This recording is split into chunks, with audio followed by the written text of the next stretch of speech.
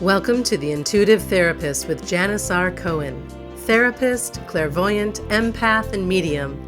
Listen in as she takes a no-nonsense, deep dive into real human struggles and how to resolve them.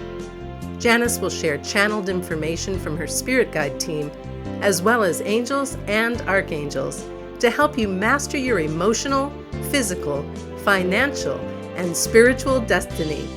And now, Janice R. Cohen. Hey y'all, this is Janice Cohen, the Intuitive Therapist, here on the Intuitive Therapist podcast. And I want to talk to you about happiness and healthiness. What makes us happy? What keeps us happy and healthy as we go through life? It may not be what you think, and it'll actually be very interesting when you hear what I tell you about what makes us truly happy and healthy. So I want to ask you a question. If you were going to invest in your future best self, where would you put your time and energy? People of different age ranges have different ideas about what happiness would mean to them, okay? So most young adults believe that money and fame would make them happy. Think back when you were in your 20s. What goals did you have at the time? What did you think about needing to accomplish in your life that you believed would have made you happy? What about those of you who are in your 30s, 40s, 50s, 60s? Did your needs change over time? Did your values change over time? Did the idea of happiness morph and grow as you did? If so, take a moment to think about how and why. Think about what happened in your life that your preferences changed, your values changed, your priorities changed. I remember when I was in my 20s, I used to fantasize about being married with kids right out of college, having a house, and being a stay-at-home mom. And in my 30s, I still really wanted a family. But I began to develop my career, and I actually started to imagine having both, not just being a stay-at-home mom, but having a family, being a mom, and having a career. In my 40s, though, my spiritual journey took me in a different direction, and my dream of being a wife and a mother really didn't materialize in the typical way. I became married to my spiritual growth and mothered many, many, many clients along the way over this 26-year lifespan of my career. I've had several significant relationships in the past, none that led to an actual marriage. I've been engaged, but none that led to an actual marriage or children.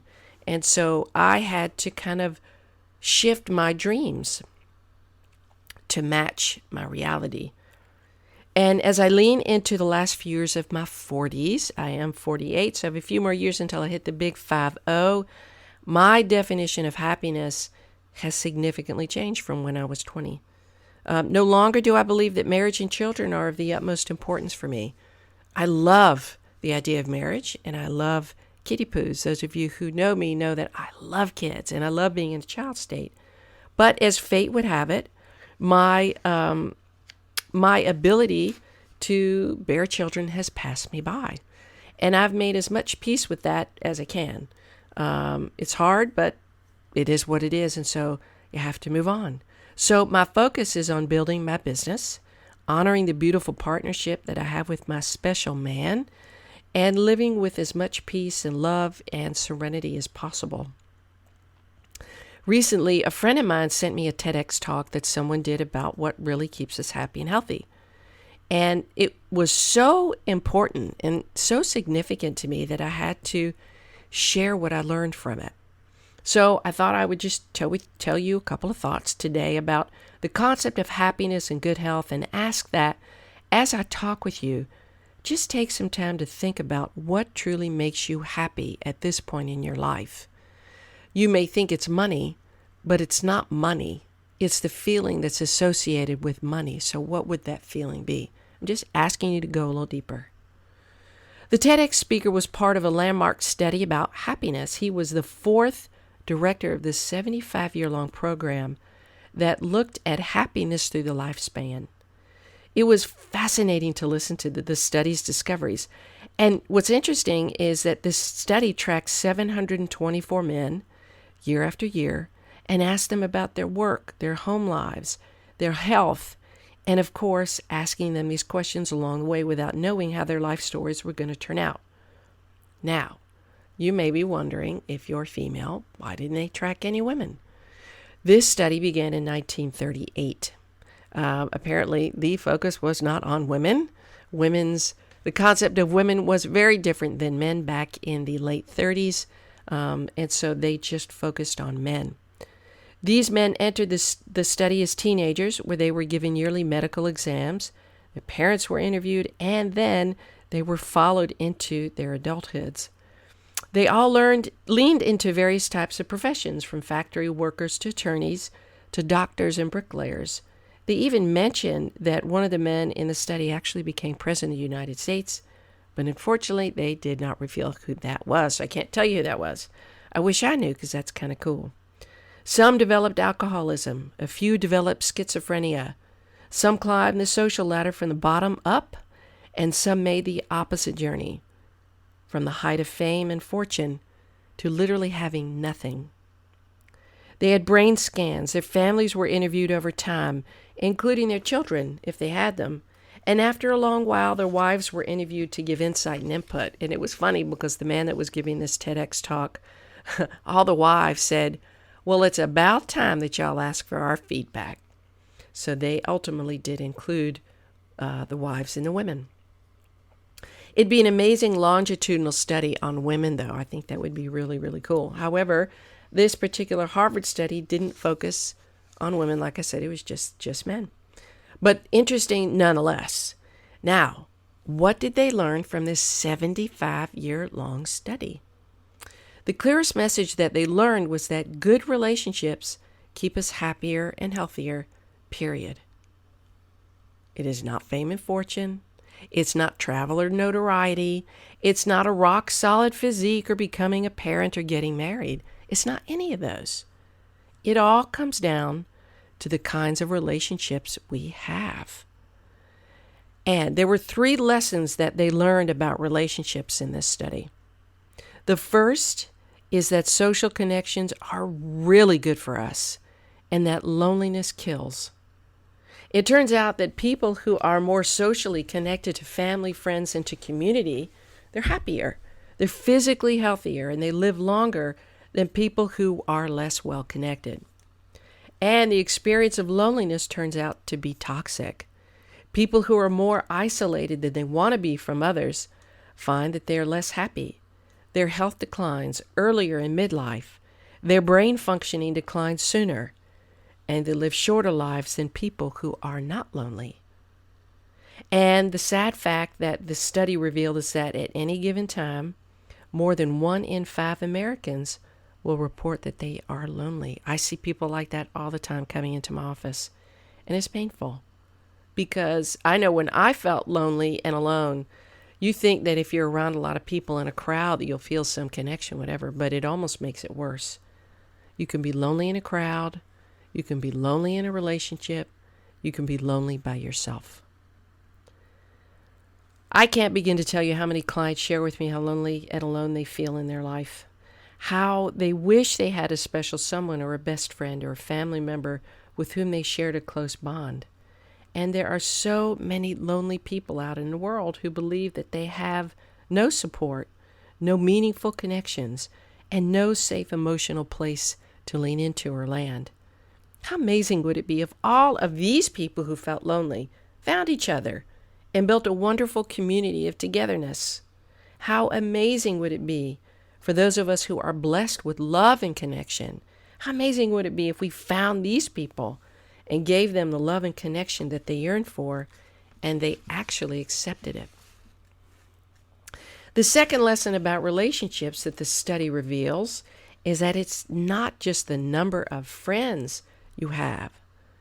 It's not whether or not you're in a committed relationship, but it's the quality of your close relationships that matters. I know a lot of people who are dependent on being around a large group of friends. They think that the more people they're around, the bigger their fan base. And the quality of life really doesn't come down to that, because most people are concerned about themselves and they're not really concerned about you. They may like to be around you, but when it comes down to brass tacks, they are not there for you.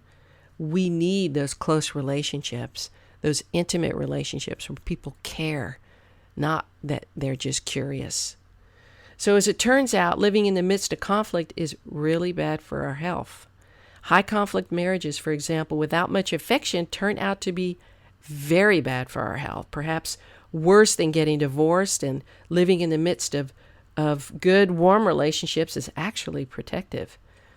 What predicted how old these people were going to grow was not the health of their cholesterol levels, interestingly enough.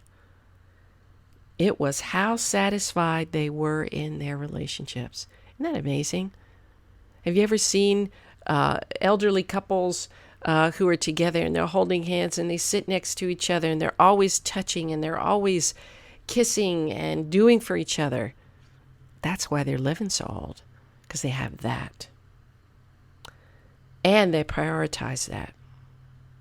The third lesson they learned is that good relationships just don't protect our bodies. They protect our brains.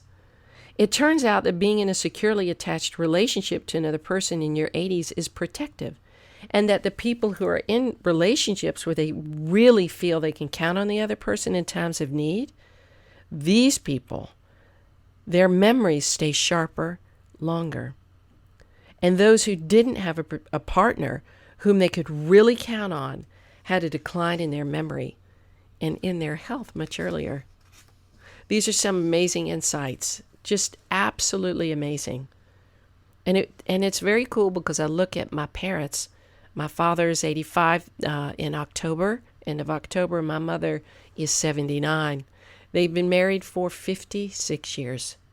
And I can tell you that they absolutely adore each other. They are there for each other 100%.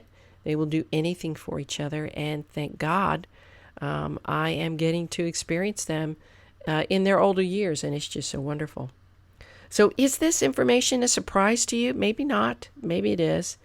Connection means so much, and healthy connections matter literally to how healthy we become and how healthy we remain. When we lean into family, friends, and community, we fare far better in life. If you have somebody that's been on your mind, take a moment to reach out to them, close that gap, and move forward and work to have as healthy of a relationship as you can, even if it's not as deep as you can get. Maybe you have a parent that really wasn't the kind of parent you needed, but they're still alive and they're still available for you to have some sort of connection with. Reach out to them. Go out with some new friends or join a group of like-minded people to make new friends. Do what you can to build meaningful connections with others. Volunteer your time to those who are less fortunate. Give of your time. Give your heart and your money if you have it. Do whatever you can to become and stay connected in healthy ways to others. This was a quote that the presenter from the TEDx conference shared, and I want to share with you because it's pretty powerful. It's from Mark Twain. And he wrote this more than a century ago as he was looking back on his life, and he wrote, "There isn't time, so brief is life, for bickerings, apologies, heartburnings, calling to account. There is only time for loving, and but an instant, so to speak, for that." The good life is built with good relationships. I hope you remember that. If you're struggling with a relationship, if you'd like to work on a relationship you have, by all means reach out to me, Janice Cohen, at janice@janicrcohen.com, or call me at 404-558-3971. If you'd like a reading around a relationship about what's possible for you in any aspect of your life, call me, email me, janice@janicrcohen.com, or call 404-558-3971. It would be my pleasure to support you. And if you like what you hear, please go to iTunes and rate and review my podcast. I'd love it. I'd appreciate it. I'd love to hear how you're experiencing what you hear and how it helps you, what clarity you get. and how it's impacted your life. And even if you'd like to write me to let me know what else you'd like me to talk about, what would you like to hear? Let me know. As always, have a wonderful day, a blessed week, and live intuitively. Thanks for listening to The Intuitive Therapist with Janice R. Cohen. If you like what you heard, the best compliment you can give us is to share this podcast with a friend and subscribe, rate, and review at iTunes.